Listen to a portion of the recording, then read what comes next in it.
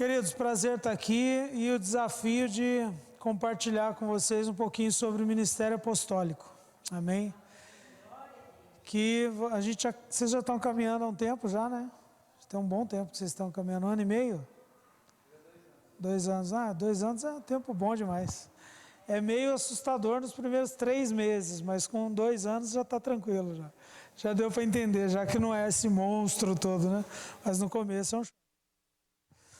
Mas eu sou suspeito para falar porque eu me choco toda semana que eu sento para conversar com o apóstolo Cristiano. Então não sei se funciona muito bem isso. Queridos, falar sobre o ministério apostólico é falar do que eu tenho vivido nos últimos anos. Eu não estou mais pastoreando à frente de uma igreja, de uma denominação, de ministério, mas eu continuo pastoreando, servindo na casa. Amém? Até uns meses atrás eu ainda estava pastoreando, mas aí por um apontamento do apóstolo e por uma série de outras coisas que nós entendemos e alinhamos, nós entendemos que era para nós estarmos na casa, servindo lá e dando continuidade naquilo que o Senhor já vinha fazendo, mas num outro formato. O ministério apostólico, ele fala sobre pureza de fundamento, basicamente. O papel apostólico na casa e uma igreja apostólica não é necessariamente uma igreja que tem um apóstolo. Porque de repente alguém ouve você colocando as coisas e fala, puxa, mas não tem um apóstolo aqui. Mas não é isso que define uma igreja ser apostólica ou não, amém? O que traz um fundamento apostólico para casa é a pureza dos seus fundamentos. É a base, a seriedade, a clareza e a firmeza com que os fundamentos da palavra são estabelecidos numa casa. E aí o levantar alguém com uma função apostólica é Deus que sabe o tempo e o modo que Ele vai fazer isso. Amém? E eu creio que no tempo de Deus e no modo de Deus, na velocidade que a casa acompanhar as mudanças que Deus vier trazendo, isso vai acontecer naturalmente. Então não precisa ter ansiedade, desespero, preocupação. Às vezes nós vamos fazer a conferência 5 e as pessoas falam, e aí apóstolo, o que eu sou? Não, você é filho de Deus, querido. Isso já é assim, master, entendeu? Não se preocupe com funções ministeriais. A gente costuma brincar, ser filho de Deus já dá para rir e chorar já. Você já tem bastante trabalho. Então não se preocupe com isso. Se preocupe com a pureza dos fundamentos. Por quê? Porque uma casa paterna, uma casa apostólica é uma casa de provisão.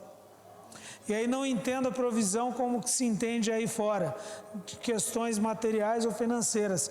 Uma casa de provisão de sustento espiritual. É uma casa onde você vai vir, vai sentar e vai ouvir uma palavra que não está contaminada. Você vai ouvir uma palavra de verdade que vai trazer base para a sua vida. Amém? Por quê? Porque quando eu tenho acho que uns 20 anos já caminhando com Cristo. Então eu sou de uma época lá atrás, de uns bons anos atrás, de muito evento, muito isso, muito aquilo. Querido, eu falo para você de experiência de vida. No momento difícil, o evento não te ajuda em nada. No momento difícil, não sou contra, mas o curso teológico também não te ajuda em nada. Porque você não se lembra de nenhum versículo. Você só se lembra de uma palavra, Jesus. E o quanto Ele tem de você e o quanto você tem dele é o que vai fazer a diferença no dia em que você realmente tiver a sua vida abalada por alguma coisa. A única coisa que você vai se lembrar é dele. Então, o quanto você conhece dele, come dele, recebe dele, isso é importante para a sua vida. E se você está nessa casa recebendo isso, então você está no lugar certo, recebendo a coisa certa. Amém? Isso é o mais importante. O que é importante também, querido, nós analisarmos. Quem tem aqui menos de 5 anos caminhando com Cristo? Olha lá. Perguntei propositalmente, por quê? Não é comum a grande maioria da igreja ter menos de 5 anos, isso é um fato. Então, por que eu estou dizendo isso? Porque caminhando há mais de 5 anos com Cristo, todos nós já temos uma história e todos nós já passamos por coisas de vida, de experiência com Deus. Isso é bom, mas isso pode não se tornar bom, pode se tornar algo prejudicial para a nossa caminhada. Em que sentido? Não conhecer a Deus de forma plena. E um dia eu expliquei isso para um amigo. Ele falou, cara, mas por que você está dizendo que eu não conheço a Deus de forma plena? Falei, por que você veio para Cristo? Ele falou, porque eu tive uma enfermidade gravíssima, quase morri, e tive um encontro com Ele nesse momento da minha vida, e aí eu o conheci. Falei, maravilha, isso é bom? Sim, mas o que falta? Falta você conhecer os outros aspectos de Cristo. Você conheceu o Deus que cura, mas não conheceu as outras faces dele. Ah, eu vim para Cristo porque eu estava com um problema financeiro terrível e Deus me livrou. Joia, você conheceu o Deus provedor. E por aí vai, queridos. Os vários aspectos, as várias faces de Deus, com as quais Ele se move. Mas por que eu estou falando isso? Na minha caminhada, se eu não atento para um crescimento, para um avanço, para uma edificação de Cristo dentro de mim, eu posso me deter em alguns pontos e achar que aquilo é o máximo da vida com Deus. E ficar preso em coisas que são periféricas e não ir para o centro daquilo que Deus tem para mim. Isso acontece por quê? Porque eu crio crenças dentro da minha mente. De que é só aquilo, de que é só até ali, de que o que Deus tem é só para o pastor, para alguém assim mais espiritual. Você carrega o Espírito Santo de Deus? Então você é tão espiritual quanto qualquer outra pessoa. O bom da cruz, querida, é que ela nivela todo mundo. A criança que entregou a vida a Cristo e começou a orar em línguas num culto, ela é tão espiritual quanto o pastor que está aqui pregando, porque carrega Cristo, isso é fato. Não existe essa coisa de mais espiritual ou menos espiritual. Diante de Deus, todos nós somos iguais, porque nós portamos a Ele, amém? Na pessoa de Cristo e no mover do Espírito dentro de cada um de nós. Por que essa clareza é importante? Porque se eu crio na minha mente um sistema de crenças, de achar isso ou aquilo e segmentar o agir de Deus, a crença tem o poder de governar uma vida. Aonde está isso na Bíblia? Assim como o homem imagina em sua alma, assim é. Então, como você define as coisas aqui, é assim que vai ser. Porque você já criou um sistema aqui. Então, se você se acha incapaz ou menos, você vai caminhar uma vida assim. Porque a crença, ela tem o poder de governar uma vida.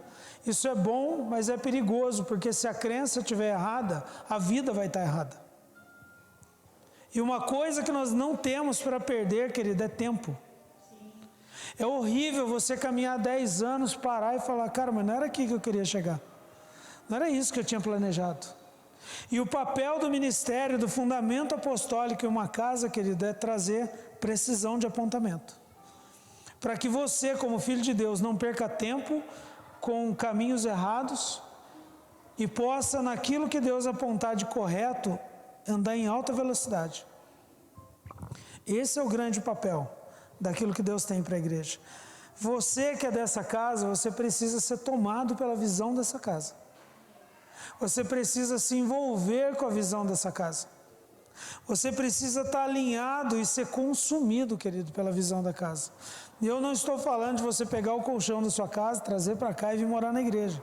Não tem nada a ver com frequência aos cultos.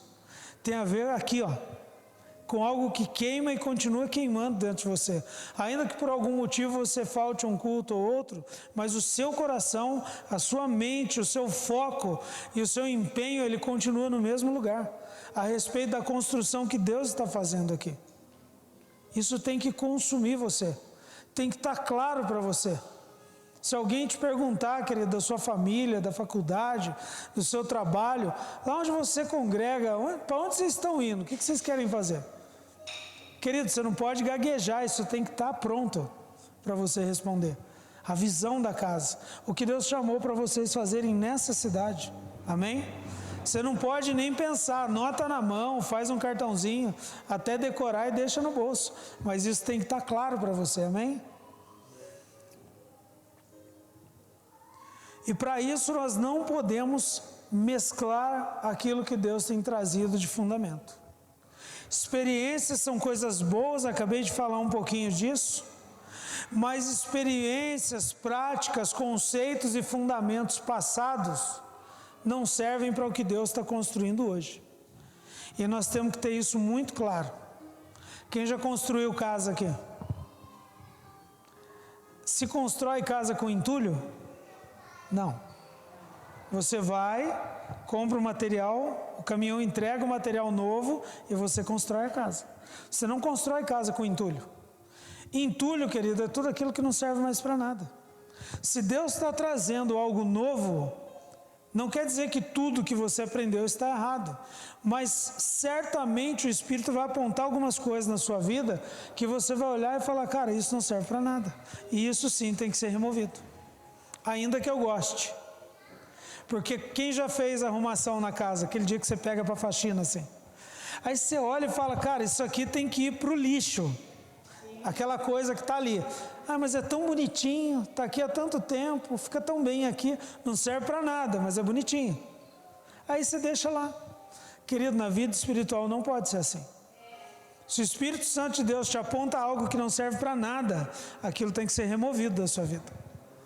E aquilo vai ficar ocupando espaço de outra coisa. Se o vinho novo está chegando, ele precisa de um odre novo. E quando o vinho novo chega, o odre, ele só tem duas alternativas. Ou ele expande ou ele explode. E a Bíblia diz que se ele explode, se perde o odre e se perde o vinho. E como eu disse anteriormente, tudo que nós não podemos fazer é perder. Nem o que Deus está fazendo e nem tempo na nossa vida. Então, querido, esteja pronto para Deus expandir a sua vida, amém? Para Deus expandir o seu entendimento, a sua visão de reino de Deus. E para isso, talvez, Ele traga algumas coisas novas e retire algumas coisas que você vem trazendo ao longo da vida. Deuteronômio 8:2 diz assim: E te lembrarás de todo o caminho pelo qual o Senhor te guiou no deserto, nestes 40 anos. Para quê? Para te humilhar, para te provar, para saber o que estava no seu coração e se guardaria os seus mandamentos ou não. Versículo 3, Ele te humilhou, te deixou ter fome e te sustentou com uma comida que você nunca conheceu. Quem já saiu com alguém para comer e a pessoa falou assim, vou te levar num lugar, você vai comer um negócio que você nunca comeu. Aí você come e você fala, cara, que delícia, o que é isso? É isso que Deus está fazendo com a igreja nesses dias. Ele está tirando algumas coisas que você comeria normalmente. Ele está trazendo o quê? Algo que você nunca comeu. Para você falar, cara, que bom que é isso, eu não sabia. Eu nunca tinha experimentado. Querido, esteja atento. Sabe qual é o problema? Os fariseus, eles ficaram por centenas de anos estudando as Escrituras. E aí Jesus vem. E aí, figura de linguagem, os caras estão lá na porta do templo, outros na janela, o Senhor dos Senhores está aí. Aí eles olham, só vê um cara estranho, com uma roupa normal, sentado num jumentinho. Era o Senhor dos Exércitos. E por que eles rejeitaram? Porque não veio do jeito que eles imaginavam. Essa é a questão. Nós rejeitamos muitas coisas que Deus traz para as nossas vidas, porque não está na embalagem que a gente quer. Porque a gente está preocupado só com o visual, muitas vezes. E a gente rejeita. Não, querido, abre, experimenta, entra naquilo que Deus está fazendo de novo. Deixa aquilo tomar a sua vida. Até emprego, querido, tem 30 dias de experiência. E tem gente que não quer dar um dia de chance para o Espírito Santo fazer algo novo. Então, se você quer trabalhar no básico, faz igual a lei trabalhista. Dá 30 dias de experiência para o Espírito Santo. No mínimo. Você tem que dar a vida toda. É o certo. Mas deixa ele trabalhar, você nem experimentou e já disse que não gosta. Quem tem filho pequeno sabe disso, né? Aí não gosta, vai comer. Vai comer, não quero saber se você não gosta. Eu sou seu pai, eu sei que é bom para você, eu tenho duas. Agora não mais, né? Uma está com 15 e outra está com 13. Então já não passa mais por isso. Mas no começo, eu não gosto, vai comer. Você não gosta, mas eu sei o que você precisa comer. Então, gosta, não gosta, vai comer. Querido, Deus é assim. Ele é pai, amém? Às vezes a gente fala, ai Deus, não estou gostando disso. O problema é seu, filho, vai comer. Porque é para você crescer. gostando ou não gostando, você vai ter que comer. E vai raspar o prato, vai comer tudo, viu? Não é só uma provinha não, vai até acabar. Porque o pai sabe o que o filho precisa comer. É o pai que sabe. E aí a gente obedece, né? Como disse um pastor conhecido que eu tive com ele um tempo atrás, eu falo para Deus fazer do meu jeito, ele não me obedece. Ele quer fazer do jeito dele, aí a gente obedece. Eu gostaria de fazer de outro jeito, eu também gostaria, querido. O vinho novo, querido, requer isso, essa prontidão das nossas vidas. O que você viveu e aprendeu te trouxe até aqui. Mas o que Deus tem para você, você vai precisar ampliar o seu entendimento. Paulo, quando ele é confrontado com o encontro com o Senhor, um dia eu conversando sobre isso, a pessoa fala, pastor, já sei, ele fala que tudo é lixo. Não, a Bíblia não está escrito lixo. A Bíblia está escrito esterco. Quem é da roça sabe. Para que serve esterco? Para adubo, e o adubo é para crescer. Paulo está dizendo o quê? Tudo que eu aprendi até hoje vai servir de base para eu continuar crescendo. Então, querido, Deus está trazendo algo novo, e não significa que vocês erraram a vida toda. Significa que até aqui vai servir de base para vocês continuarem crescendo. Amém? Só que você tem que estar pronto para o que Ele vai fazer na sua vida. Eu não vou te enganar, Ele vai acabar com o que você chama de vida. Ele vai passar o trator na sua vida. Ele vai tirar você da região de conforto. Uma vez, quando nós estávamos construindo a nossa casa, tinha um vão assim, onde abriu a laje, o pedreiro falou assim, não, pode deixar que eu vou trabalhar nessa parede. Eu falei, que jeito? Vamos alugar um andaime. Não, aí ele colocou 4 tábuas, uma em cima da outra, ficou grosso assim. Eu falei, isso aí não vai aguentar. Ele falou, vamos testar. Ele veio correndo e pulou. E ficou fazendo força em cima daquilo, aquele negócio fazia assim, mas não quebrou. Aquele dia Deus me ensinou uma lição. Quando eu quero saber se algo suporta, eu tenho que pôr pressão. Então, querido, a pressão na sua vida, ela não é o demônio, nesses dias. Ele não tem poder de tocar em você nesse nível. É o próprio Deus que está botando uma pressão para ver se você está pronto para suportar o que Ele tem trazido nesses dias. Então fica firme aí, querido, que é Ele, porque a Bíblia diz assim, ó, o homem que fundou a sua casa sobre a rocha, sopraram os ventos, correram os rios e ela ficou firme. Mas o homem que edificou a casa sobre a areia, o que aconteceu? Sopraram os ventos, correram os rios. Eu pergunto para você já prestou atenção nesse texto?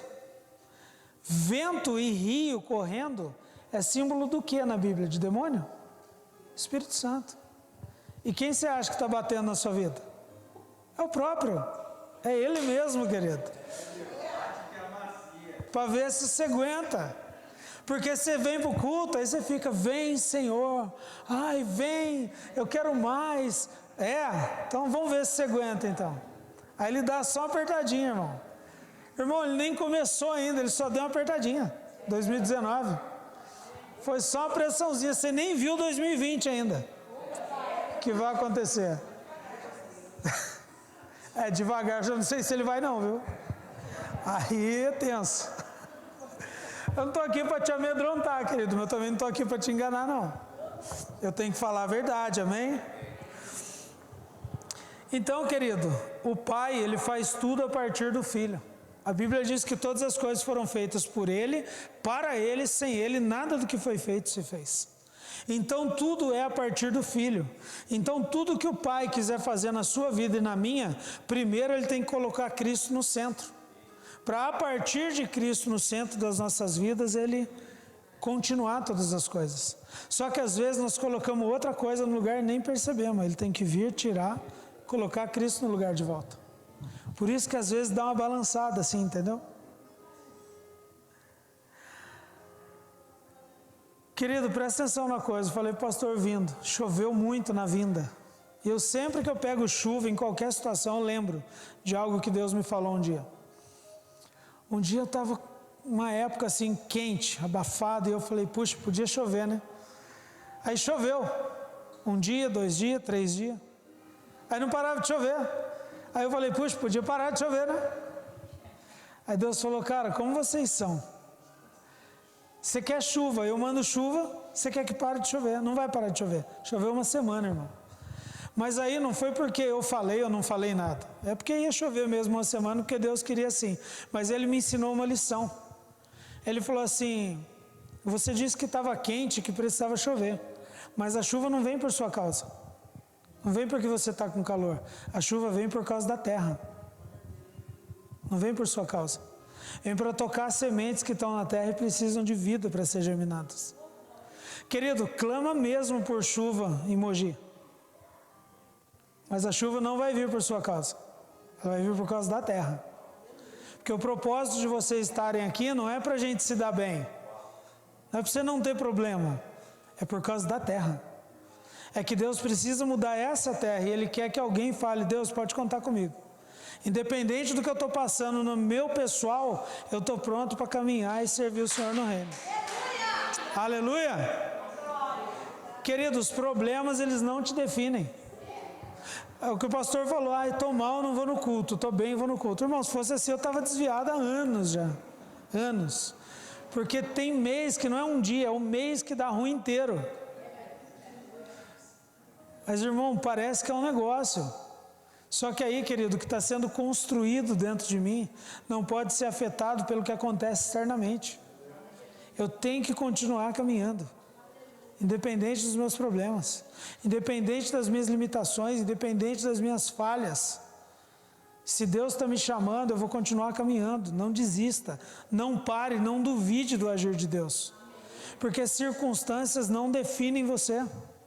O que define você é o que Deus disse na eternidade. E isso ninguém muda. Mas pastor, eu tenho um monte de dificuldade. Eu também tenho, irmão. Mas deixa as dificuldades que o Espírito Santo ele vai nos apontando dia a dia. E continua caminhando. Quem tem filho aqui sabe disso. Minha filha hoje tem 15 anos. O André conhece. Desenha bem demais. Tem o dom de desenhar. Ela faz uns desenhos maravilhosos hoje. Só que quando era pequena vinha com aquele rabisco, aquele borrão. Aquela coisa horrorosa, parecia um emaranhado e falava, papai, você? Eu fazia o quê? Nossa, que porcaria de desenho, desenha direito? Não, todo pai fala, nossa filho, que linda, tá igualzinho papai. Aí eu punha na geladeira. Nós somos assim, nós somos filhos. Às vezes a gente faz algo e a gente acha fenomenal, mas é um rabisco, irmão, que a gente fez. A gente fala, olha Deus, o que eu fiz para o Senhor. Está horroroso, irmão, está ruim demais. Aí ele olha e fala, ai que lindo. E ele recebe, irmão, por causa da nossa infantilidade, limitação. Mas aí conforme você vai crescendo, você vai indo para outros níveis em Deus. E aí seu entendimento, a sua habilidade vai mudando. Queridos, a palavra responsabilidade, ela é associada à idade. Então, criança é irresponsável, adolescente é irresponsável, aí vai crescendo, você fala, está na hora de você ficar mais responsável. Aí velhinho é bem irresponsável, porque é velhinho. Irmão, não tem nada a ver com isso. Eu fui estudar isso outro dia. A palavra responsabilidade no original, ela quer dizer a habilidade de responder adequadamente. Então, uma pessoa responsável é aquele que tem a habilidade de responder adequadamente. E o reino de Deus não é sobre perguntas, é sobre respostas. Que resposta que eu dou para aquilo que Deus está fazendo? Então, eu posso ter 15 anos, ser um adolescente, mas se eu tiver a habilidade de entender o que Deus está falando e responder na medida, eu sou responsável. Enquanto tem gente que está há 30 anos dentro da igreja e não entendeu nada do que Deus está falando ainda. É um irresponsável. Então não tem a ver com idade, tem a ver com o despertamento aqui, de estar atento à voz de Deus e responder na medida daquilo que Deus chama. Irmãos, um dia eu fui numa igreja de um pastor conhecido meu, eu acho que deve ter umas 8.000 pessoas na igreja. De jovens tinha 2.000, só jovens, negócio absurdo. E a gente conversando, isso tem uns bons anos já. E ele falou assim, o culto de jovens, irmão, tinha era um dia fraco, tinha umas 900 pessoas, estava devagar. E ele falou, irmãos, amanhã nós vamos vir pintar a pista de skate, então quem está comigo? Líder de jovens. No outro dia eu fui lá de novo, que a gente estava desenvolvendo um trabalho junto. Cheguei lá, irmão, sabe quantos jovens foram? 5. 900 jovens no culto. Ele pediu ajuda para pintar a pista de skate, foram 5. Quantos responsáveis tem no ministério? 5. Então, querido, não é a quantidade de gente que define uma igreja. É a quantidade de pessoas dispostas a entender o que Deus está falando. Isso é um ministério apostólico. Pessoas que ouvem a voz de Deus, entendem e obedecem. Isso é um ministério apostólico. Homens e mulheres dispostos a serem marcados nesse tempo. Serem marcados e deixarem marcas para as próximas gerações. A palavra apóstolo significa enviado. Jesus foi enviado pelo Pai. E vindo a plenitude dos tempos, Deus enviou o seu Filho. Aí, pastor, eu estou na igreja porque eu estou esperando para viver a plenitude dos tempos. Pode parar, irmão. Já faz 2000 anos já que aconteceu. Porque a Bíblia fala que a plenitude dos tempos é aquele dia. Você percebe que a plenitude dos tempos não é o arrebatamento? A plenitude dos tempos foi quando Jesus pisou aqui. E nós vivemos ela todos os dias, porque Ele habita em nós. Então, quando nós caminhamos por essa cidade ou por qualquer outra, Ele caminha. Então, todo dia é a plenitude dos tempos. Então, irmão, para de gastar a eternidade vendo Netflix. Isso não vai agregar nada. Eu não sou contra ter tempo de lazer. Mas, irmão, pelo amor de Deus, é um absurdo a quantidade de gente que gasta tempo com isso. A minha filha, falei para ela, filha, você está exagerando nesse negócio de celular, tudo isso. Não, pai, imagina. Tá bom, deixa comigo. Ela dormindo, peguei o celular dela e instalei um aplicativo para monitorar o uso do celular. E coloquei ele oculto, ela nem viu. Passou uma semana, eu falei, você está exagerando o celular. Imagina, dá o celular aqui, senta aqui comigo. O que você fez? Fica na sua aí. Aí está lá a estatística, irmão.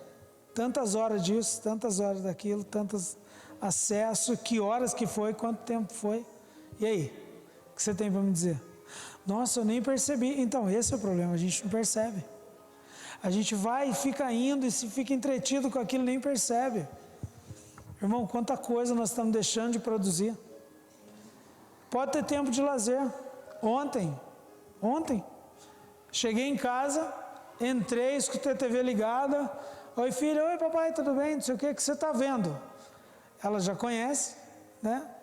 Não, papai, já coloquei o telefone para despertar já. E o que eu falei para ela? Tenha tempo de lazer, não tem problema, mas põe limite. Assista 2 horas de televisão, não tem problema nenhum, mas põe limite. Querido, quantas coisas nós fazemos na nossa vida que a gente não põe limite para a gente mesmo. E aí depois a gente fala que não tem tempo para Deus. Claro que tem. É que nós administramos mal o nosso tempo. Tenha disciplina, querido, para as coisas de Deus na sua vida. Ministério apostólico, como eu disse no começo, não é um homem com um título.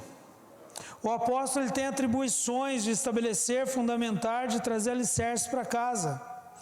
Mas uma casa apostólica é uma casa que ela tem essas atribuições e essas qualificações. Efésios 2:20 diz assim: edificados sobre o fundamento dos apóstolos e dos profetas, sendo o próprio Cristo Jesus a principal pedra angular desse alicerce. Nele o edifício inteiro, bem ajustado, cresce para ser um templo santo do Senhor, no qual também vós juntos sois edificados para a morada de Deus. Primeiro ponto. O fundamento dos apóstolos e dos profetas tem como base, fundamento, objetivo, trazer edificação, trazer crescimento para a igreja. Se não está trazendo edificação e não está trazendo crescimento, nós estamos fazendo qualquer outra coisa menos o reino de Deus. Por isso que é importante a precisão, a assertividade nesses dias. Fundamento apostólico, querido, ele também pode ser visto numa casa e na vida das pessoas através de sinais. Abra aí em 2 Coríntios capítulo 12, versículo 12.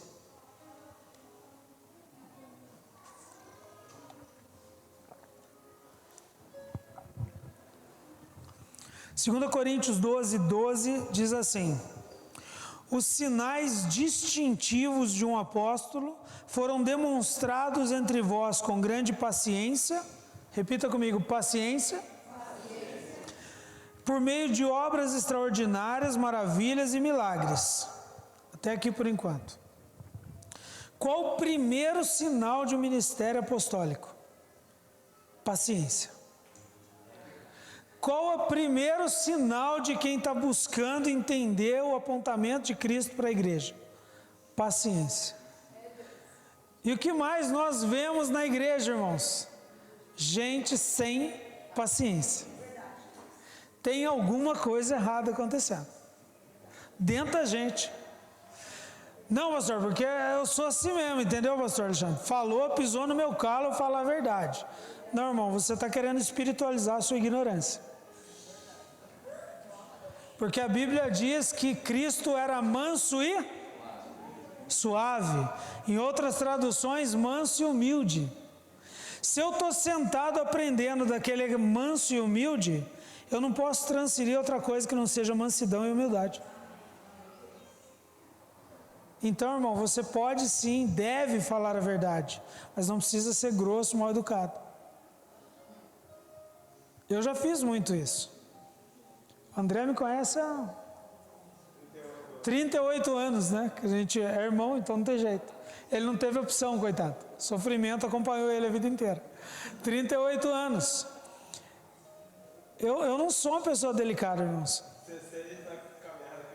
16 com Cristo, né? Eu não sou uma pessoa delicada. De jeito nenhum, mas não mesmo. Mas Deus me deu uma esposa que é uma santa. É uma ferramenta de Deus para me lapidar. Quem é casado sabe, né? A esposa vem com a mãozinha no ombro assim. Assim. Menos. Irmão, é só olhar, você já pega já, entendeu? É uma bênção, minha esposa. Não sei o que eu faria sem ela, irmãos. É o HD externo. Tudo que eu não lembro, ela lembra. Está tudo gravado lá. A esposa, o meu apóstolo, que tem me ensinado também, cara, menos. Você está com a unção de Jeremias pela metade. Só quebrar, derrubar, arrancar. Você está esquecendo de edificar e plantar. Ouvi muito isso. Até que eu estou aprendendo, irmão. Aí eu estou beleza, entendeu? Mas, irmão, nem sempre foi assim. Se não fosse o sangue do Cordeiro, eu não sei o que aconteceria comigo. Porque o primeiro sinal do ministério apostólico é paciência. Por que precisa ter paciência? Porque, irmão, a igreja de Cristo, ela não é homogênea. Está cada um no momento e cada um no tempo. Que o pastor Alexandre já recebeu e já entendeu, aquele irmão que vem um culto, falta dois, ele não entendeu na mesma medida. Está sendo liberado na casa a mesma medida, mas nem todo mundo come a mesma quantidade. Fui almoçar hoje, eu e minhas duas filhas. Eu como uma quantidade, a outra come outra coisa, e a outra, que é bailarina, é a única que tem autoridade em casa, que é fitness, comeu um negócio desse tamanho. Você vai desmaiar na rua, filha. Come igual gente. Não, vai, tem que... Come direitinho. Cara, cada um come uma medida, e dentro da igreja é assim. Libera na casa a mesma palavra, mas nem todo mundo está na mesma medida. Cada um vai no seu ritmo. E por que tem que ter paciência, irmão? Porque você vai ter que ter paciência. Que aquele que você está... põe faca na boca, correndo. Vamos lá, pastor, vamos pra cima. Aí você olha o irmão assim. A pessoa não sabe nem o que está acontecendo. Entendeu? Nem sabe o que está acontecendo. Teve uma vez, quando nós estávamos ainda pastoreando lá em Taubaté, a igreja era bege assim, aí virou o ano, irmão, nós fizemos uma conferência, lembra? Vamos pintar tudo de preto. Pintamos tudo de preto, irmão, ficou louco o negócio lá. Aí, irmão, passou 4 meses que a igreja estava pintada de preto. Aí chega a gente no culto, eu acabei de pregar, veio o irmão, fazia tempo que eu não via. Nossa, pastor, pintou a igreja de preto? É, irmão. Nossa, mas nem reparei, mano, faz 6 meses que você não vem no culto? Claro que você não reparou. Se tivesse todo mundo sendo arrebatado, você estava aí, ó. Ia ficar com a igreja para você. Ia pregar sozinho. Irmão, não dá para eu exigir nada dessa pessoa. ela vem uma vez por ano, parece o Enem.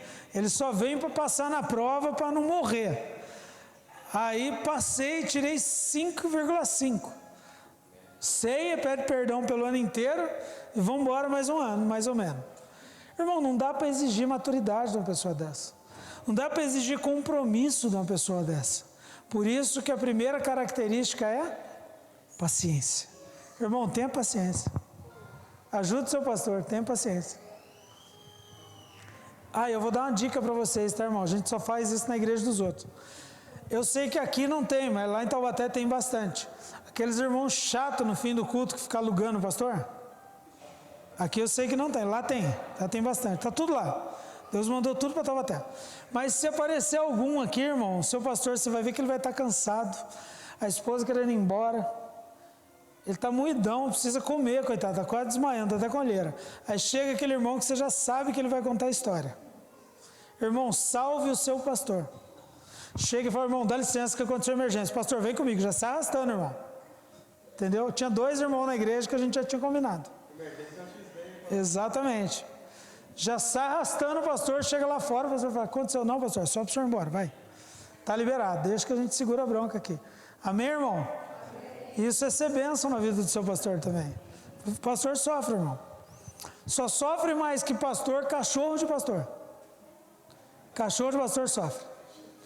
Um dia, pastor, a gente chegou em casa, minha cachorra, coitada, ela está desesperada, assim. Ela ficava olhando para todo mundo, correndo, não queria deixar a gente entrar em casa. Aí eu falei, gente, essa cachorra está louca, o que aconteceu? Aí eu vi as duas se olhando, sabe, minhas filhas. Vocês estão pondo comida para essa cachorra? Aí eu achei que ela tinha posto. Aí eu também achei que ela tinha posto. Só em Taubaté que tem isso. Aí eu falei, faz quantos dias que essa cachorra não come? Eu acho que é 3. Coitada da cachorra, vai morrer. Eu vou deixar vocês sem comer 3 dias para vocês verem como é que é. Irmão, salve o seu pastor, ele está cansado. Deixa ele descansar um pouquinho. Paciência, obras extraordinárias, maravilhas e milagres. Irmãos, obras extraordinárias. Você já pensa assim, sabe, aconteceu alguma coisa brotar do chão assim. Irmão, às vezes não. Às vezes não. Você quer uma obra mais extraordinária do que um casamento restaurado? Uma família que foi salva do desastre? Não tem coisa mais linda do que isso, irmão. Aí um dia chega um casal na igreja, eu com a minha delicadeza, né? Pastor, vim aqui, vou ficar vindo aqui. Eu falei, para que, irmão, que você está vindo aqui? Qual a sua motivação? Não, é que eu vim aqui para Jesus salvar meu casamento. Eu falei, pode ir embora então. Mas Jesus não vai consertar meu casamento? Eu falei, nem de longe. Onde você leu que Jesus salva casamento? Não, eu achei que ele fazia. Não, Jesus ele não restaura casamento, ele restaura pessoas, e pessoas interessadas e restauradas lutam pelos seus casamentos. Responsabilidade é sua, não vai jogar para Jesus não, irmão. O dele já está consumado, ele não tem nada a ver com isso. Agora, se você quiser parar de ser esse xarope que a sua mulher não aguenta, aí tem chance para você. Não, pastor, tá bom, vou vir no culto aí. Nunca mais voltou, irmão. É verdade, eu não posso enganar, irmão. Vou dar uma responsabilidade para Jesus que ele não tem nada a ver com isso. Irmão, coisa maravilhosa, uma família restaurada.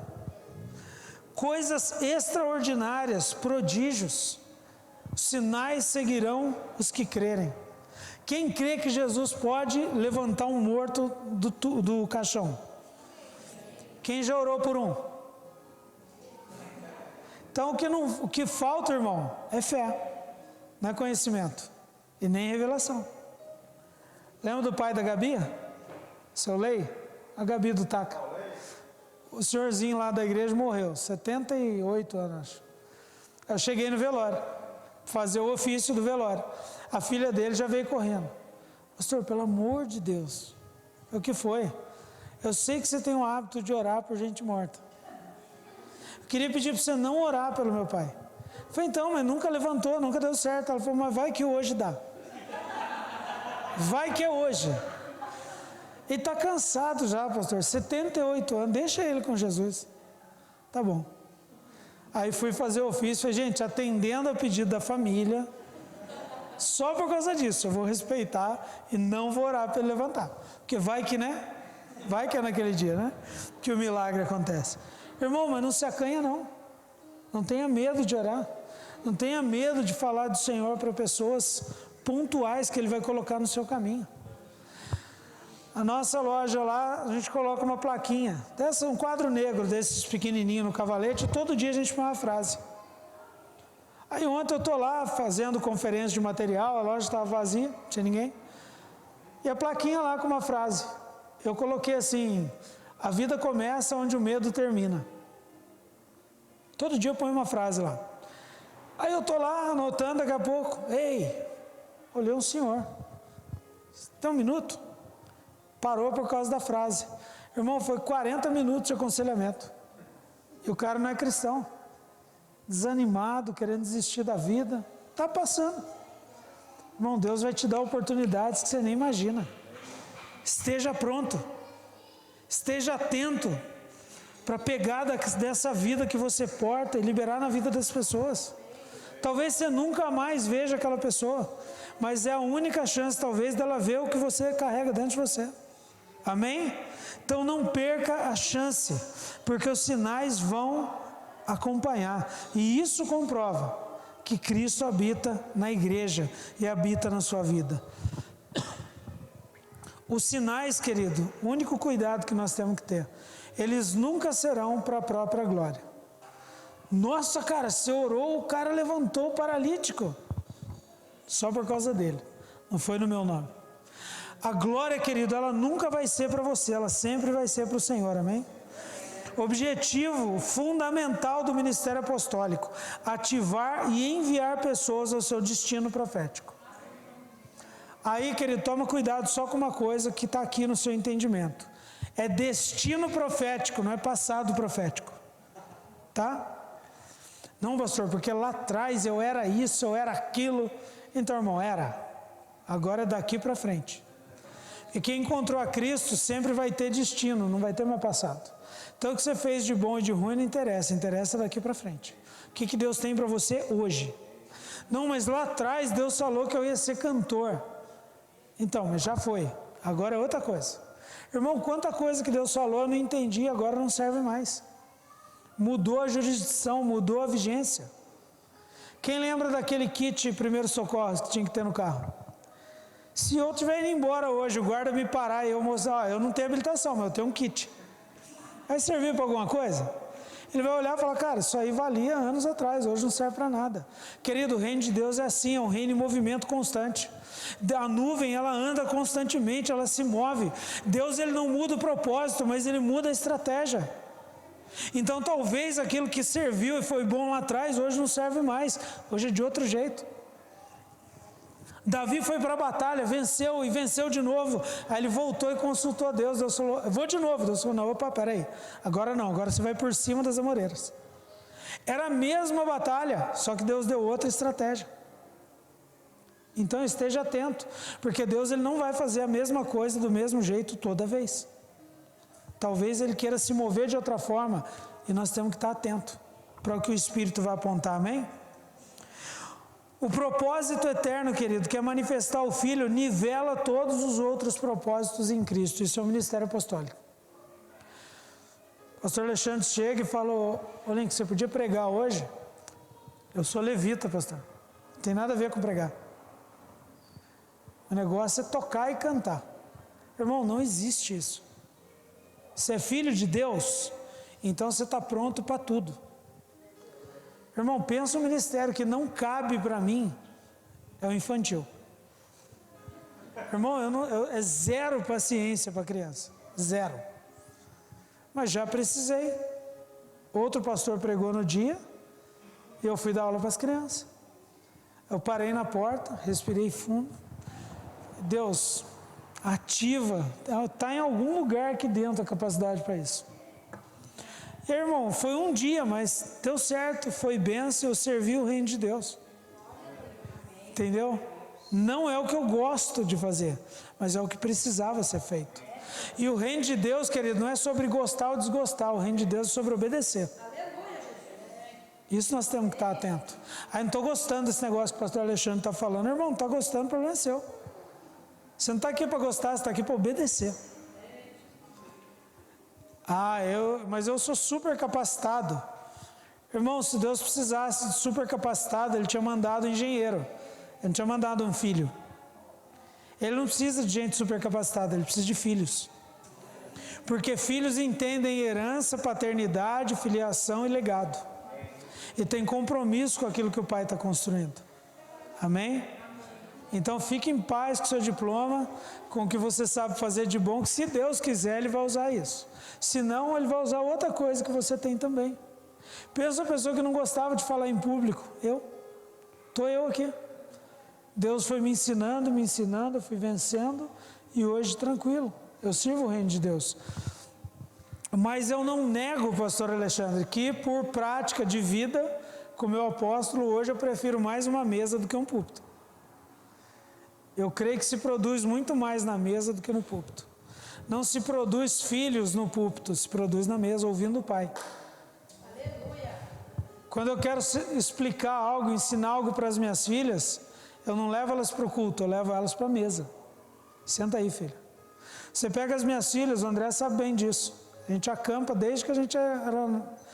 Antes de casar, eu e minha esposa, a gente acampa a vida toda.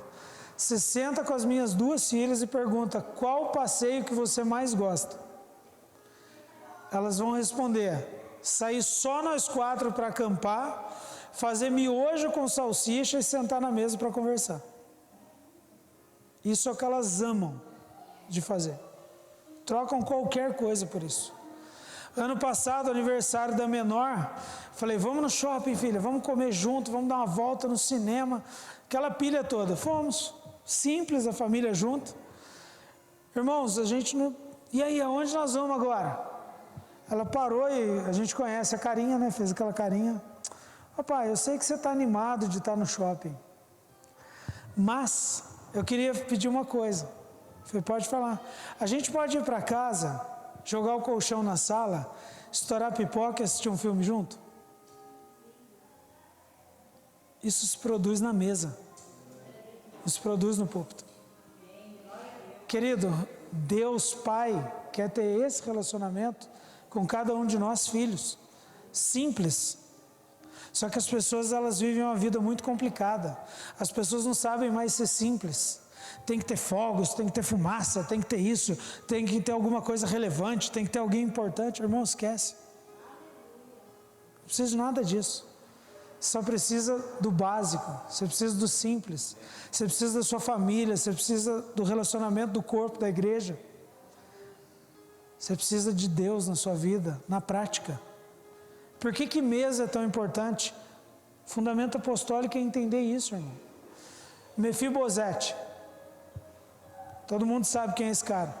Foi o que sobrou da casa de Saul. Aí Davi assume o trono. O que ele faz? Existe alguém da casa de Saul para quem eu faça benevolência? Tem um tal de Mefibosete lá no raio que o parta lá. Quem sabe da história, Mefibosete, quando era pequeno, caiu do colo numa correria de uma invasão, de uma guerra, no colo da babá e fraturou as pernas enquanto bebê e ele era aleijado das 2 pernas. E aí manda trazer. No mínimo ele achou que ele ia morrer. Fácil. O rei chamando, meu antecessor foi zoado, arrumou treta com o rei, vou morrer. Chegou, todo mundo na mesa, a mesa posta, Mefibosete senta. O rei vira e fala, então, você é da casa de Saul? Sim. Está aqui, tudo que era da casa de Saul para você. Qual a lição que eu aprendo, querido? Quem estava à mesa? O aleijado e o rei. Quando você está à mesa, aonde era a deficiência de Mefibosete? Quando você está à mesa, a sua deficiência não aparece. Quando você está à mesa com o rei, pouco importa a sua deficiência, importa o que ele tem para te dar. Então, querido, mesa tem esse manto na mesa. Pouco importa a sua deficiência, importa o que o rei está falando. Ele não chamou o cara ali porque ele era aleijado, ele chamou porque ele tinha algo para liberar. Querido, que nós somos falhos, Deus já sabe, foi Ele que nos fez. Então se atente ao que Ele está fazendo nesses dias, amém? Isso é fundamental, querido. Fora do modelo apostólico, as atividades da igreja ficam centradas em pessoas e não há ativação. Fora do modelo apostólico, o André, ele é evangelista de ofício. É óbvio e claro que por causa do que ele carrega, ele tem habilidades que eu não tenho. Por exemplo, para evangelizar pessoas. Isso para ele é muito simples, muito fácil. Para mim não é tão fácil quanto é para ele. Nós estamos numa casa apostólica, cada um entende o seu papel. Agora, se nós não estivéssemos no fundamento apostólico, aquele pastor ali, porque daí todo mundo é pastor. Aquele pastor ali, ele tem mais sede de almas do que o pastor da igreja. Aí pega o irmão que é profeta, que ele tem uma habilidade para ouvir mais claramente o que Deus está apontando para a igreja. Aquela irmã ali, ela é mais de Deus do que o pastor. Sabe o que isso acontece lá na frente? Isso racha a igreja. Por quê? Falta unção? Não, tá cada um na sua. O que falta é alicerce, fundamento apostólico, que traga para casa uma precisão onde cada um se move. Porque quando a gente entende onde cada um se move, irmão, não fica pesado para ninguém, não tem disputa. Está cada um no seu papel. Amém? Isso é muito sério. Por isso que o fundamento apostólico numa casa ele é tão importante. Atividades centradas em pessoas, fora do fundamento apostólico, gera conflito, competição e comparação dentro da igreja. Porque a irmã, ela ora mais do que o pastor da igreja. Não, ela tem uma função diferente, é que eles não sabem disso. Não, o irmão ali, ele sabe mais de Bíblia do que o pastor da igreja. Ele é líder de célula, sabe pra caramba de Bíblia. Não, querido, ele é mestre. Ele só não entende ainda e nem o pastor entende. Aí vira uma confusão, irmão. Mas o fundamento apostólico, ele põe a casa em ordem. Até num outro sentido. Você quer matar um mestre, é pôr ele para ser pastor de igreja. Você quer matar um profeta, é pôr ele para ser mestre. Você quer matar a igreja inteira, é pôr um apóstolo para ser pastor. Mata todo mundo, não sobra ninguém. Acaba com a igreja. Terrível, irmão. Irmão, eu falo isso. A minha esposa é uma bênção. Pensa uma pastora assim, de ofício, é ela. Eu não tenho paciência, irmão, para ouvir as pessoas. Deu 3 minutos, eu já falo, gente, pelo amor de Deus, agiliza aí, irmão.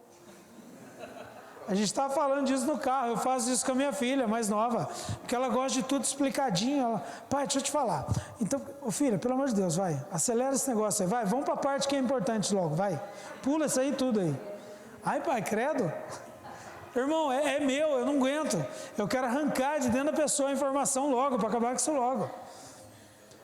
Pastor, não, vem aqui, abraça, chora, pega na mão, ora 3 vezes durante 1 hora que a pessoa fala. Jesus Cristo, eu não aguento. Então, irmão, cada um no seu. E o que produz isso na igreja? E a igreja cresce de forma saudável. Porque, peraí, irmão, peraí que eu vou ligar para o pastor Alexandre, lá com ele, eu não aguento isso não. Então, irmão, cada um vai dentro do seu papel. Vamos denunciar os irmãos aqui. Qual esposa que abre a gaveta da sua casa, da cozinha, e tem uma faca com a ponta quebrada porque o marido usou de chave de fenda?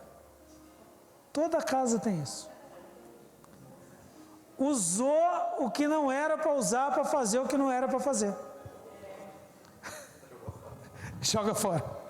Irmão, a falta do fundamento apostólico numa casa, acontece isso.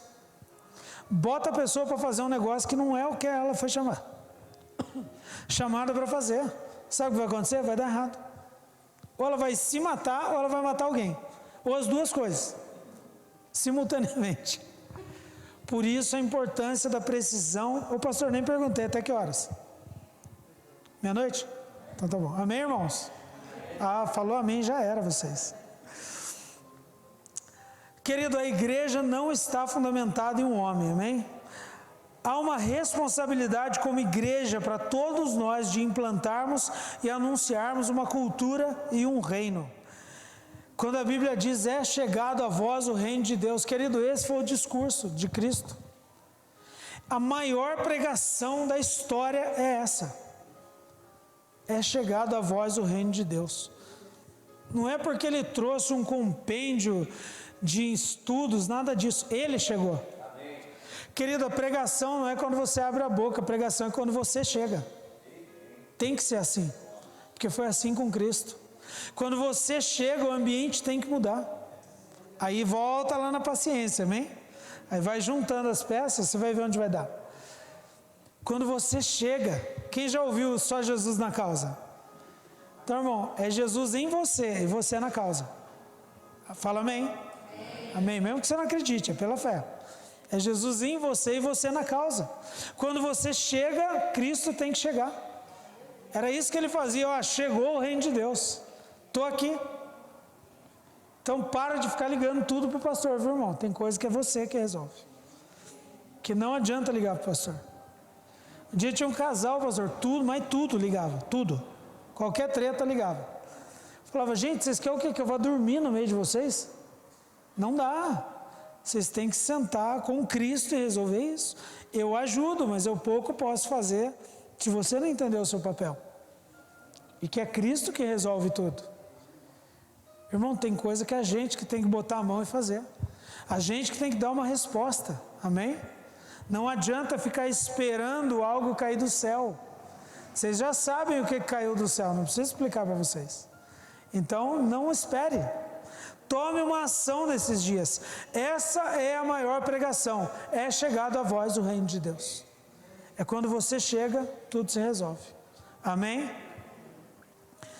Eu ouvi um exemplo, eu nunca mais esqueci. Eu já dei ele em alguns lugares, aqui é a primeira vez, eu nunca dei. Então eu vou dar porque vocês vão lembrar disso o resto da vida de vocês. Quem tem aquário aqui? Alguém tem? Já teve? É do Satanás aquilo lá. É do mal aquilo. Uma vez eu pratiquei um peixicídio. Eu matei 8 num dia, não sabia como é que mexia naquele negócio. Eu não sabia que não podia trocar toda a água, a temperatura. Arranquei toda a água, limpei, passei sabão, água sanitária, enxaguei com a mangueira, pus os bichos lá dentro e virei um balde de água. Morreu todo mundo. Mas deu tempo de eu correr antes das crianças voltarem da escola e comprar outro igual. Para não causar um problema lá em casa, que era tudo pequenininho, né? Mas, irmãos, um dia minha filha me chamou, a mais velha, e falou, pai, o peixe está pintado. Pintado? Mas o peixe é prata. O peixe grande que tinha assim. Aí realmente ele estava todo prateadinho, pontilhadinho. Falei, cara, esse bicho está doente. Aí eu peguei o celular, encostei no vidro assim e filmei um pouquinho e fui na loja, porque eu não ia carregar aquele troço todo. Cheguei e mostrei para a menina, ela pegou fungo, é um fungo tal, explicou até o nome do fungo. Aí eu falei assim, legal, e como é que eu curo isso? Ela me deu um vidrinho igual de dipirona, falou, 3 gotinhas de manhã. Eu falei, na boca de todos os peixes? Brinquei com ela. Irmãos, na hora o Espírito Santo falou através daquela menina. Ela deu risada e falou, claro que não, né, moço? O senhor vai pingar na água, porque quando cura o ambiente, cura o que está dentro do ambiente. Falei, cara do céu, quase que eu falei para ela botar a mão na minha cabeça e orar por mim. Irmão, a nossa vida é assim.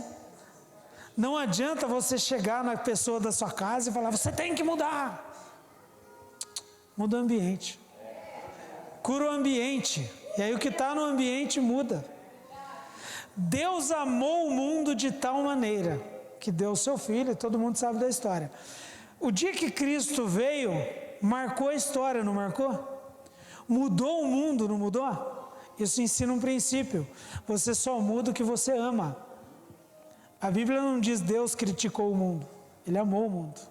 Você quer que algo mude? Ame. Você não muda o que você odeia. Você não muda o que você critica. Você não muda o que você reclama. Você muda o que você ama. Irmão, não sei se vocês perceberam, mas no meio da pregação estou trazendo um monte de fundamento, tá? Eu vou jogando aí, vocês veem o que serve para vocês. E aonde isso se comprova? Jesus está lá com os caras, aí chega um discípulo, Senhor, tem uma galera para comer, a gente não tem dinheiro para pagar comida para esse povo todo, não. Aí ele fala, e aí, o que vocês acham que dá para fazer? Ele sabia, mas ele, né, sempre dando aquela cutucada. Aí vira um e fala, tem um menino ali com os pães e os peixinhos. Pega lá então.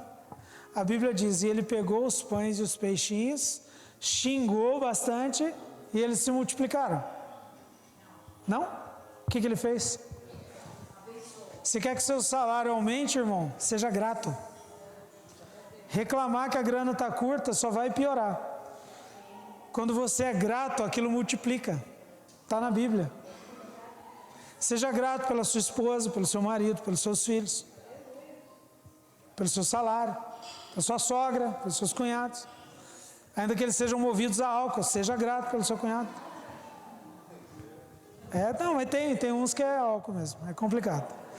Toda a família tem, irmão, fica em paz. É normal isso aí. Estamos juntos até o fim, sempre. Queridos, existe algo que é chave. Os apóstolos não estabeleceram o fundamento com base teológica somente. Como deve ser a base da estrutura do ensino da igreja? Deve ser, claro, com fundamento teológico correto, mas isso tem que ser acompanhado de algo que se chama prática de vida e coerência. Não adianta eu falar A e fazer B na minha vida cristã.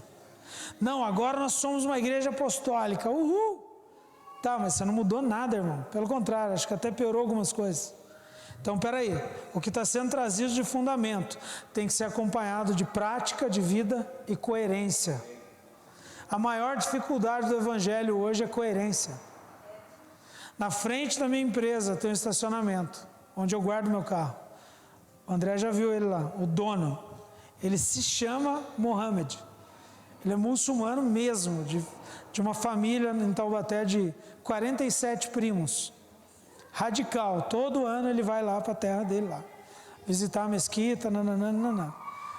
E ele falou para mim, o único pastor que eu escuto é você. Eu falei, nossa, que privilégio. Por quê? Porque eu sou bom no quê? Ele falou, não, você não é bom em nada, eu nem te conheço. E ele é grosso, pensa o cara mais grosso que eu. Ele falou, você não é bom em nada, eu nem te conheço. Ele falou, mas eu vejo que a sua vida tem coerência. Eu vejo sempre você, a sua esposa e suas filhas trabalhando junto, eu observo a sua vida. Eu vejo coerência naquilo que você fala com aquilo que eu vejo. Irmão, isso está aberto para todo cristão, deveria ser assim. Igreja deveria ser o lugar de maior coerência da vida, do planeta. Mas igreja, se a gente não vigia, é o lugar que eu mais me decepciono com as pessoas. É o lugar que eu mais me entristeço. Porque falta o quê? Alinhar o que eu prego com o que eu creio, com o que eu ouço, com o que eu vivo. Tem que ser uma coisa só. Tem que ter equilíbrio, tem que ter coerência. Acho que todo marido cristão já ouviu essa frase, essa pergunta. Esses dias me perguntaram isso. Pastor, quem que manda na sua casa? Já sei, você vai responder que é Jesus, né? Eu falei, não. Ele falou, não é Jesus que manda na sua casa? Eu falei, não. Quem manda na sua casa então? A sua esposa? Eu falei, também não, nem ela, nem eu, nem Jesus. Ele falou, então quem manda na sua casa? Eu falei, o equilíbrio. O equilíbrio que manda lá em casa. Daquilo que Jesus estabelece para ela como esposa e para mim como homem. E dentro disso a gente cria um equilíbrio e coerência. E é isso que governa a casa. Entendi, não, desculpa aí. Não, não precisa pedir desculpa não, fica tranquilo. Perguntou, quer saber, né? Aí a gente explica. A pessoa se ofende. Querida, eu vou ler um texto aqui, 1 Coríntios 12, 38, eu acho que isso é importante falar. Assim a igreja, 28. Assim, na igreja, Deus estabeleceu alguns primeiramente apóstolos, em segundo lugar profetas, em terceiro mestres, em seguida os que realizam milagres, os que têm dons de cura, os que têm dom de prestar ajuda, os que têm dons de administração e os que falam diversas línguas. São todos apóstolos, são todos profetas, são todos mestres, todos realizam milagres, todos curam, todos interpretam? Não. Contudo, busquem os melhores dons. Esse texto é um texto que, mal entendido, ele pode causar confusão. Eu queria alinhar isso hoje. Busque então os melhores dons. A primeira coisa que acontece conosco na igreja é: ai meu Deus, qual é o melhor dom para eu procurar? Não é isso que a gente pensa? Aí a gente já pensa que o melhor dom é de apóstolo. Não, apóstolo é... Não, irmão, não é nada disso. Apóstolo, pastor, mestre, evangelista, é tudo a mesma coisa, são graças. E nós já vamos encerrar falando disso. Qual é o melhor dom? Alguém arrisca responder? Mesmo que responda errado. Também serviria, mas eu vou falar o que Deus falou comigo. E eu acho que ficou bem legal o modo como Deus me disse. Um dia eu perguntei isso para Deus: qual que é o melhor dom? Ele falou: o melhor dom é o seu. Porque coisa ruim é você ficar procurando fazer uma coisa que não é para você fazer. Então, buscar o melhor dom? É eu chegar e falar: pastor Alexandre, eu quero descobrir o que Deus tem para mim. Eu quero entender em Deus o que eu carrego. Me ajuda a orar por isso. Como pastor da igreja, vamos buscar junto. Eu quero saber o que Deus tem para eu não errar na medida, para eu ser preciso naquilo que eu tenho que fazer. Querido, o melhor dom é o seu. É o que Deus te deu, porque isso você vai fazer sem trazer nenhum dano para a sua vida. Quem já viu passarinho com tendinite de voar? Não tem, irmão, ele foi feito para aquilo. Ele vai voar até morrer e não vai acontecer nada. É de boa para ele. Quem já viu peixe com cãibra? Não tem também. A gente pisa na água, o pé já dá cãibra já. Peixe não, ele nasceu para aquilo. Ele foi criado para aquilo. Ele faz aquilo sem precisar frequentar nenhuma escola de natação. Irmão, o melhor dom é o seu, porque ele já está aí. E Deus, a hora que ativar ele, você vai fazer isso com maestria, com suavidade, e vai ser bênção na vida da igreja. Amém? Você só não pode querer o dom do outro, tá, irmão? Se você achar que o seu dom não é legal, aí você vai resolver com quem te deu. Amém? Mas busque o melhor dom, é o seu. Isso vai ser bênção na igreja. A igreja, querida, ela nasceu apostólica. Eu já ouvi: agora está essa modinha de igreja apostólica. Não, irmão, igreja apostólica não é modinha. Está na Bíblia. Ela nasceu apostólica e se desviou no romanismo. Deus só está trazendo de volta o que ele fez lá atrás, para o lugar de onde nunca deveria ter saído. Fundamento apostólico e profético em cada casa. A igreja nasceu e ela continua sendo apostólica, porque o Senhor da igreja é o apóstolo das nossas almas, chamado Cristo. E não tem outro caminho, não tem outra vida. Deus, ele prometeu, ele promoveu o seu reino. Outra coisa errada, as pessoas quererem usar a igreja para se promover. Querido, Deus promove o reino dele, e quem promove o reino dele vai junto. Mas não queira usar a igreja de forma nenhuma para se promover, amém? Em nenhum sentido. Um dia eu estava no culto, não sei se você vai lembrar disso, chegou um cara com uma caixa. Ô apóstolo, tudo bem? Eu falei: tudo bom, eu já conheci ele de vista. Eu gravei o meu CD, e eu queria lançar o meu CD. Falei: amém, irmão, vamos falar sobre isso. O senhor quer dar uma olhadinha? Estava antes do culto, um tempo. Eu falei: vamos lá, dá um CD para eu olhar. Eu peguei o CD, irmão, olhei. Eu falei assim: não, cara, você não vai poder lançar o seu CD. Aqui não. Se quiser, a gente lança lá da Pedra do Baú, lá em Campos do Jordão, a caixa inteira. Assim. Ele fechou a cara e falou: que isso, pastor? Você está me ofendendo. Eu falei: não, você está me ofendendo fazendo essa proposta. Ele falou: por que não pode lançar o meu CD? O que tem de errado? Eu falei: lê aqui atrás. Guitarra fulano de tal, voz fulano de tal, violão fulano de tal, arranjo fulano de tal, diagramação fulano de tal, capa fulano de tal. Está só o seu nome aqui. Você fez tudo. E o que tem isso de errado? Eu falei: você já ouviu falar em façamos nós? A base do reino de Deus é a coletividade e a pluralidade. Você faz tudo sozinho, irmão? Não me interessa, não tem nada a ver com o reino de Deus isso. Você é o cara, para que você precisa da igreja? Vai na praça e fica cantando lá então. Quer dizer, você não precisa da igreja porque você é o bambambam, mas na hora que você quer vender o seu CD, você precisa da igreja. Não, a igreja não é para promover você, a igreja é para promover o reino de Deus. E o reino de Deus é façamos nós. Eu vou embora dessa igreja. Então, faça favor. Se quiser o dinheiro para o Uber, a gente paga até você ir embora mais rápido. Irmão, não dá. Não tem equilíbrio, não tem coerência, não tem nada isso.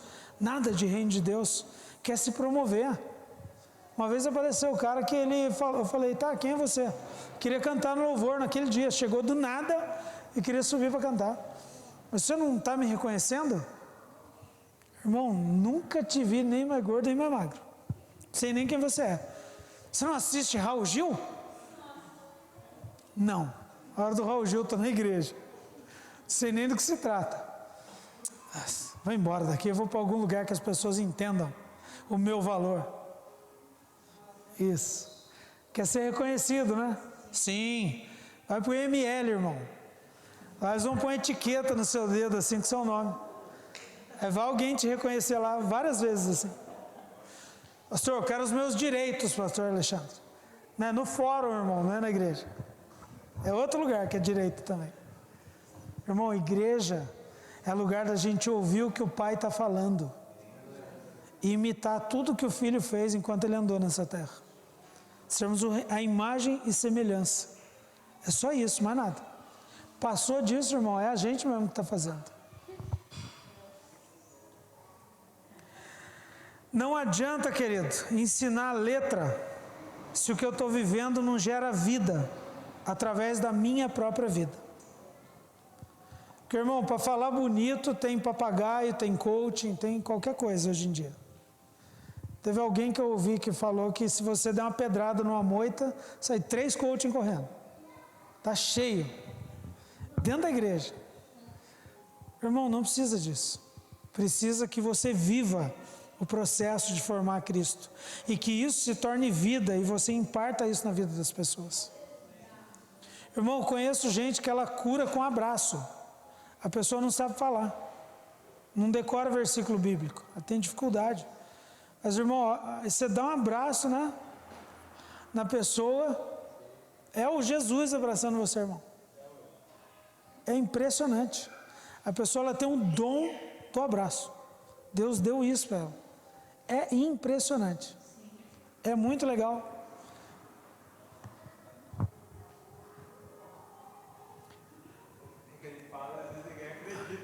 Não, mas é impressionante. Um dia eu fui lá, minha esposa falou, você já abraçou a Valéria? Que é uma senhora lá da igreja. Eu falei, não, vai lá abraçar ela. Irmão, é um negócio louco. Você quer ficar abraçado com ela. Tem o cabelinho branquinho assim, meio vozinha. Você quase quer levar ela para casa, irmão. Ela tem um dom na vida dela de abraçar e curar as pessoas. Eu fico doido com isso. Querido, a nossa história, ela não começa em nós e não vai terminar em nós. Você tem que ter uma visão geracional, você tem que ter uma visão de eternidade. De que o que você está plantando e construindo hoje, os seus filhos vão usufruir disso lá na frente. O que você está fazendo hoje, querido, talvez você não veja o resultado. Mas o reino de Deus é isso. A nossa vida ela é só um pequeno ponto na linha da eternidade. E eu tenho que cumprir o meu papel. Quem já viu o outdoor? Você já viu o outdoor de perto? Já teve a curiosidade? O que é um outdoor assim, de perto? É um monte de ponto. É só isso. Aí você olha de pertinho, não tem lógica nenhuma, é aquele monte de ponto. Só que você vai afastando, você vai vendo o quadro todo, você entende o outdoor. O papel de cada ponto e a tonalidade de cada ponto no outdoor. Querido, o reino de Deus é isso. Você não pode trazer para si, senão você não vai entender nada. Você tem que olhar o cenário do que Deus está construindo na eternidade. Aí você entende o que Deus está fazendo. Amém? Não é individual, é coletivo. Cada ponto tem o seu papel. E o ministério apostólico é colocar cada ponto no seu lugar, no tempo certo. Mas pastor, eu já acho que estava na hora de eu ser consagrado aqui. Eu sei que isso não acontece aqui, tá, pastor? Só Taubaté também. De gente chegar e falar, pastor, poxa vida, estou aqui tanto tempo, não fui consagrado a nada. Irmão, você já montou quebra-cabeça? Eu tenho um em casa de 5.000 peças. Um dia eu fui na casa de uma pessoa que monta quebra-cabeça, é hábito da família. Falei, cara, como é que é esse negócio? Eu acho um absurdo montar quebra-cabeça. Eu fico nervoso.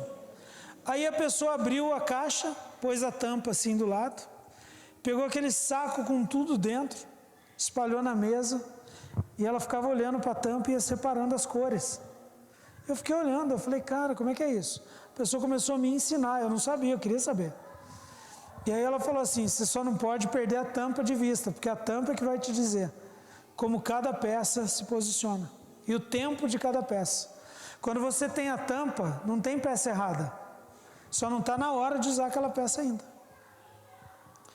Vamos trazer isso para o espiritual. Querido, a tampa é Cristo, Ele é o modelo. Então não tem coisa errada na sua vida, só não está na hora ainda. Vai chegar a hora daquela peça. Ah, pastor, eu tenho um chamado para isso. Calma, irmão. Nós estamos montando quebra-cabeça na eternidade. Vai chegar a hora de pegar essa pecinha e colocar no lugar. Calma. Deus vai dizer a hora, o tempo e o modo. Porque o modelo não é o pastor Alexandre, não sou eu. O modelo é Cristo. Tem um modelo já. A gente está aqui para ajudar a apontar o caminho. A gente é um garçom que serve as mesas. Só isso. Mas o modelo sempre vai ser Cristo. Então, irmão, fica atento, calma, tenha paciência. Já chega a hora dessa peça. Amém? Não fica ansioso, não. Edificar, querido, é construir. E aí eu aprendi algo e eu termino aqui, porque já deu a hora já quase. Eu vou terminar aqui, nesse ponto. Eu aprendi algo e a gente veio falando disso no carro. O último aljava na mesa, Alexandre, você não foi, né? Na mesa. E o Cristiano fez uma pergunta. Ele falou assim, quais os 2 maiores ministérios? Aí eu estava sentado do lado, eu falei, já vou responder logo, para dar linha e eu quero saber a resposta. Eu sabia que eu ia responder errado, mas eu fiz de propósito. Aí eu falei assim, apóstolo e profeta. Aí ele deu risada, porque ele percebeu. Ele falou, então, irmãos, todo mundo responderia isso.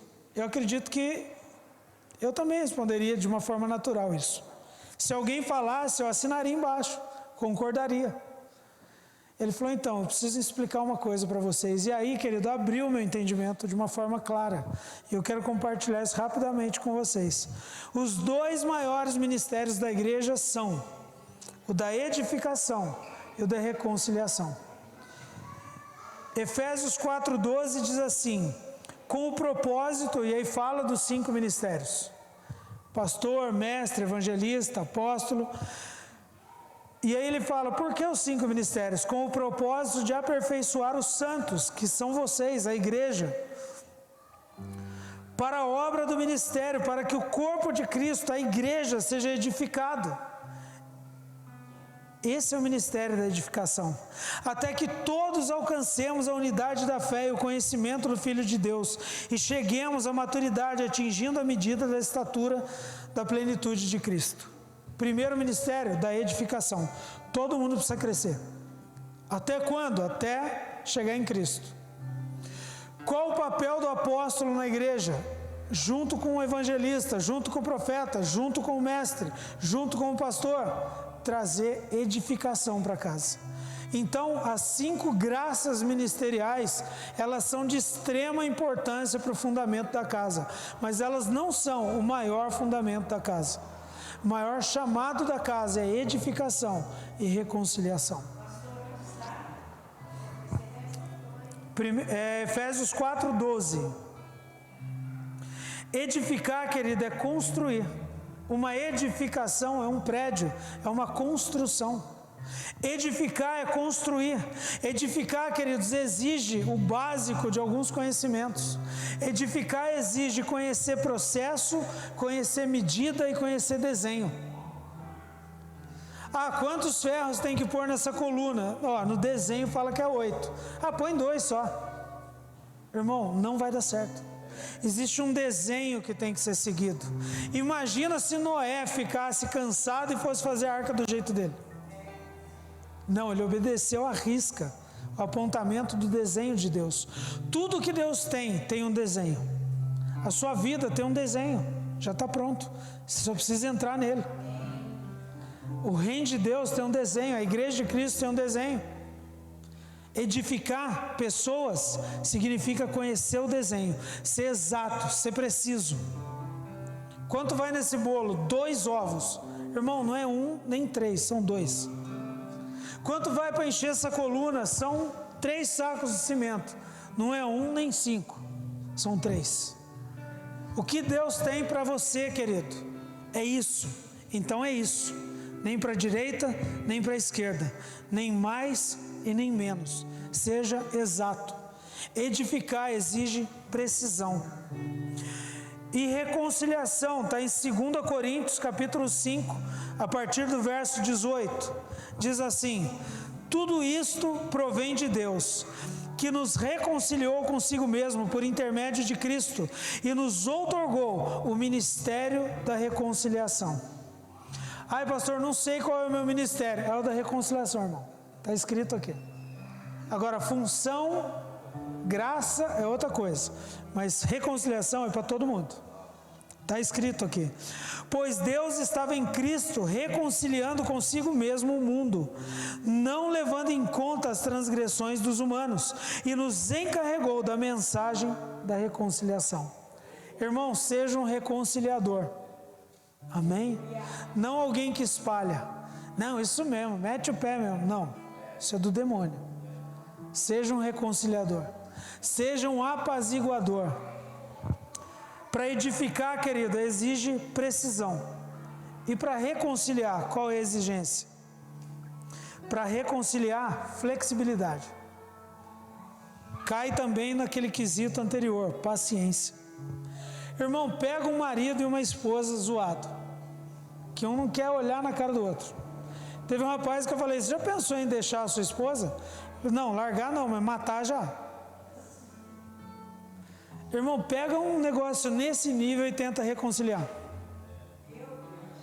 Pega Malaquias capítulo 4, versículos 5 e 6, se eu não me engano, que são os 2 últimos do Velho Testamento.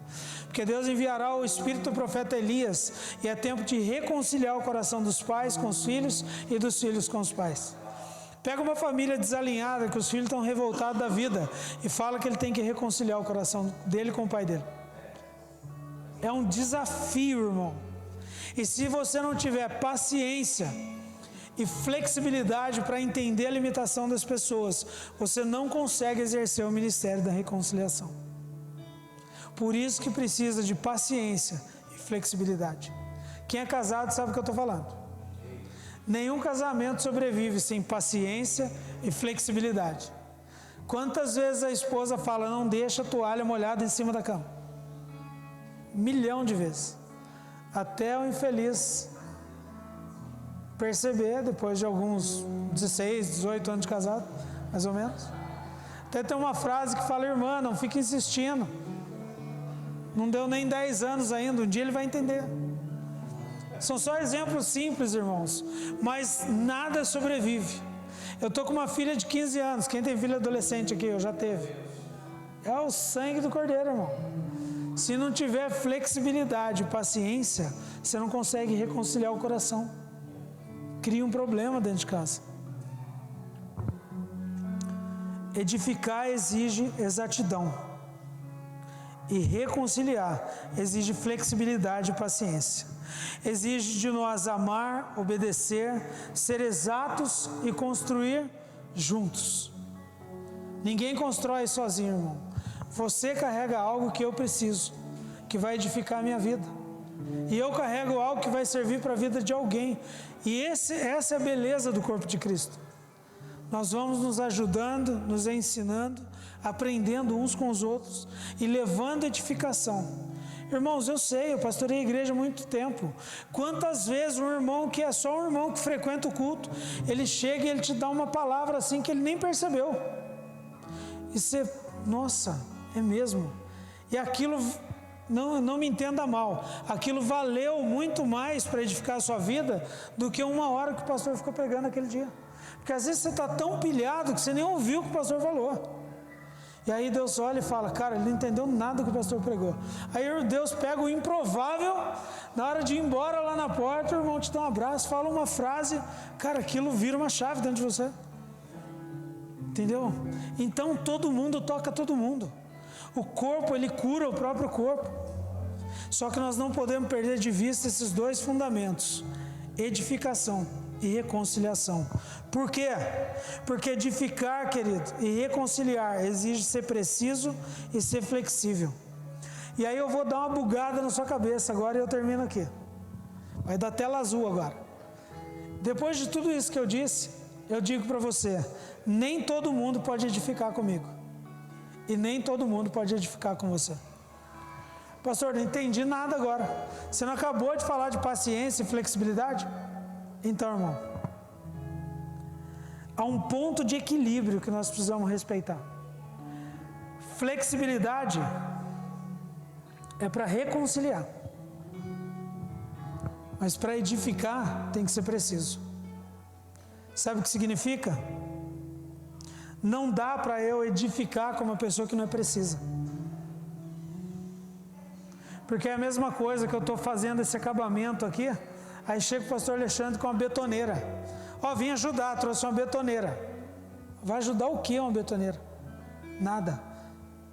É má vontade da pessoa? Não, ele só não está sendo preciso.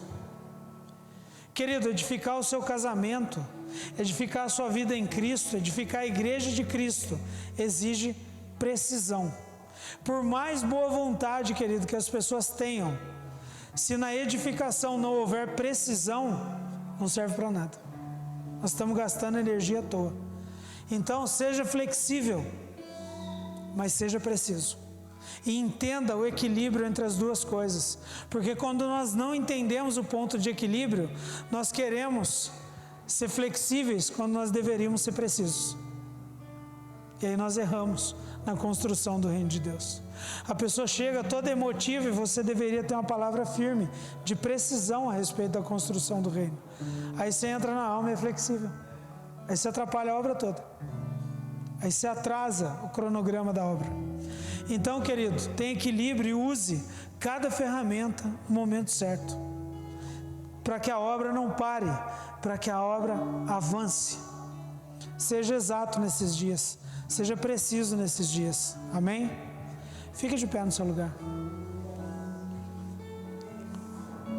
Curva a sua cabeça. Porque é só o começo, querido. É só o começo do que Deus está fazendo. Quando Deus começa a trazer fundamento apostólico e profético para uma casa, Ele vai mexer nas suas estruturas. Ele vai mexer nos seus achismos. Ele vai mexer naquilo que você tinha por certo. Ele vai entrar em áreas que Ele nunca entrou, talvez. Por isso, hoje, mais importante do que a minha oração, é a sua oração. Porque o salmista, ele diz assim: eu permaneço, Senhor. Eu não me esqueci dos seus estatutos. E eu continuo como um odre na fumaça, até que o Senhor venha. Querido, até que o Senhor venha e toque em áreas da sua vida, esteja pronto. Esteja livre para Ele. Pai, nós expomos o nosso coração diante do Senhor essa noite, porque nós sabemos, Pai, que o Teu reino, Ele é exato, Ele é preciso, e o Teu agir muitas vezes, Pai, ao nosso ver, Ele é violento muitas vezes. Ele sacode as nossas estruturas e nos tira, Senhor,